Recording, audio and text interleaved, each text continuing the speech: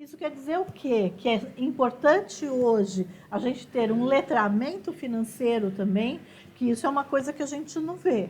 Né? Se a gente pegar, por exemplo, os países escandinavos, a gente sabe que as crianças lá, elas têm uma preparação da escola que vai além dessas matérias que a gente tem aqui, matemática, física, química, ou ciências, ou o que quer que seja, história, geografia e tudo mais. Elas passam por uma visão um pouco mais humanista, inclusive na relação deles com o dia a dia, com o cotidiano. Mas aqui no Brasil, a gente não vê isso. Isso quer dizer o quê? Que, de repente, seria uma boa a gente pensar para o futuro nesse letramento financeiro, nosso mesmo e dos filhos, dos netos, das pessoas à nossa volta? Bom, a sua pergunta acabou de vir justamente com algo que aconteceu na sexta-feira, né? E o que aconteceu lá na sexta-feira, basicamente? Lamentavelmente, o sistema brasileiro é um pouquinho complexo em termos de terminologias e em termos de regras do próprio sistema financeiro. Tá? Por exemplo, eu estava lá conversando dia lá de ontem, lá com um amigo, que falou, Fred, eu vou entrar na bolsa de valores, compro uma ação, vendo uma ação, já vi o básico, não sei o que, sabe? Aquele, aquele básico. Aí ele me falou, Fred, acabei de comprar uma ação de banco e despencou quase 5%. Por quê? Justamente por quê? Porque nós temos o governo que intervém toda semana e muda a regra.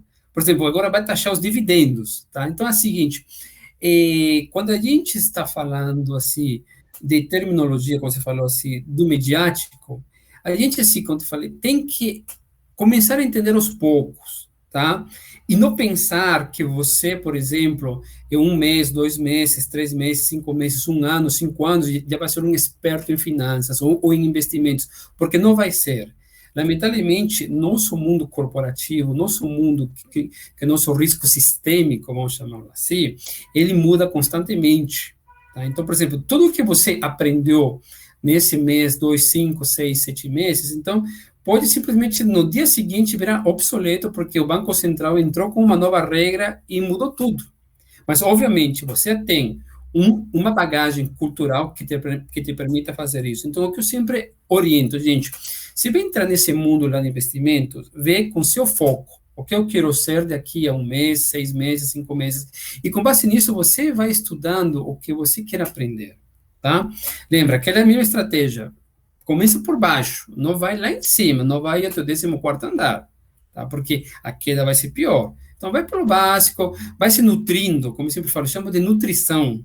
Vai aos pouquinhos entrando, e aí, e à medida que você vai se nutrindo com essa mídia financeira, essa mídia lá de investimento, você vai ganhando massa, vai ganhando corpo, vai ganhando músculo, e assim sucessivamente, porque quando tiver aquele golpe de mudança de cenário econômico, a taxa de juros cai, a taxa Selic, o CDI, uma série de coisas, você já está um pouco mais forte para aguentar esse golpe, tá? Então, esse é o conselho que eu falo. Vão aos poucos, não se desesperem, você não vai ser um expert em investimentos em 1, 2, 3 meses, e não vai ser uma, duas, três certificações, é o dia a dia que faz você disso. Eu vou colocar até 2 exemplos de 2 amigos, que Não, justamente nunca peraí, deixa eu te falar uma coisa. Você vai colocar o exemplo agora ou você vai deixar para o nosso curso? para nosso curso lá no dia 7. Ah, maravilha. Então, no curso do dia 7, você conta para a gente esses exemplos. Que Com certeza. bacana, Fred. Muito bem.